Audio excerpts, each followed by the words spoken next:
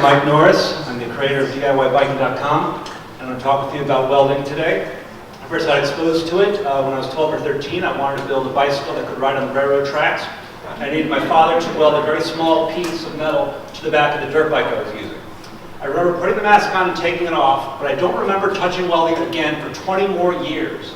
When I was riding one of my favorite bikes around Stanford and a crack appeared in the frame. And I took it to a guy in town who actually fixed it, and he charged me $60. And I thought, well, the bike is probably going to crack a bunch more times because it's so old and strange. So I thought, maybe I should just get my own welder so I'll be prepared next time something like this happens again. So that's what I did. I bought a Lincoln Electric MIG welder, and I brought it home. And I quickly discovered that if you bring a welder home, it's a commitment, because I had to make a special room in my basement that was completely fireproof, and I had to add an exhaust fan up in the ceiling to blow the smoke out of the room whenever I was working. But I found that welding is a very, very simple thing to do. If it's a MIG welder, you clamp onto your work, you adjust the wire speed and the temperature, you pull the trigger after wearing all the safety gear, and if you make an arc, you can join pieces of metal together. It's very easy to do. It's very hard to do it in a pretty way. Everything that I've made does not look anywhere nearly as nice as the steel tables at Lorca. A lot of what I make is hideous, but it's very, very strong. This is actually my own workbench, which I made. And because no one taught me, I kind of had to do it myself. And a lot of it was experimenting with different kinds of speeds and temperatures, and most of the time burning holes in whatever it was I was working on. Many bike frames have died in the service of my Now, I did find, however, that I really enjoy the power that comes with owning your own welder and knowing how to use it. For example, if I have something in my house and I decide it's going to have wheels on it, it will have wheels on it. Not only that, it's also changed the way I look at some problems. Like, for example, if you have a bunch of friends who are coming over with their kids to carve pumpkins for the afternoon, you can actually take a bike handlebar and a saber saw blade, and in 5 minutes in the welding room, you've got a pumpkin carving tool for the ages. And welding also taught me quite a bit about patience, especially when I want to make very, very large things. And I also learned the hard way never to make anything that can't fit out the door of your own basement.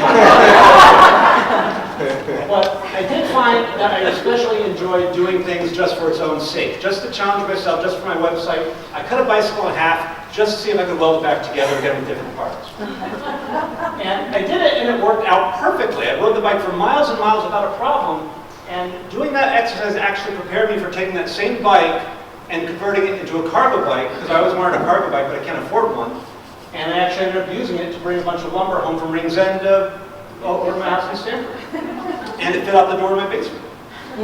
But eventually I ran out of practical things to make, so I had to look towards other things in order to get inspired. And one of those sources of inspiration was this coffee table book, Cyclopedia. And it's this big, beautiful book. I enjoyed just thumbing through it, looking at all these different bike manufacturers from all different parts of the world, countries I'd never heard of, brands I'd never heard of, and I thought, wow, this thing is really going to inspire me. And sure enough, it did. Because one day I took 5 bike frames from 5 different continents, brought them into the welding room, cut them up into pieces, and I built a coffee table so I'd have a place to put the coffee table book. And if you start welding, you are going to develop an insatiable appetite for metal, and nothing in your house is safe. Not even your late grandfather's 1940s era typewriter. I took it apart. I had a geekalicious time doing it, but I took it all apart. I brought it into the welding room, and before I even really knew what I was doing, I basically created an arm coming out of the typewriter, and I just stuffed a piece of paper in it. And I thought, well, it kind of looks like a work of art a little bit, so maybe I should try to submit it to an art gallery and see what happens. So I did that. I submitted it to the Rowan Art Center's juried show last January. And not only did it get in, but it also won for Best Sculpture. I had to actually take that picture.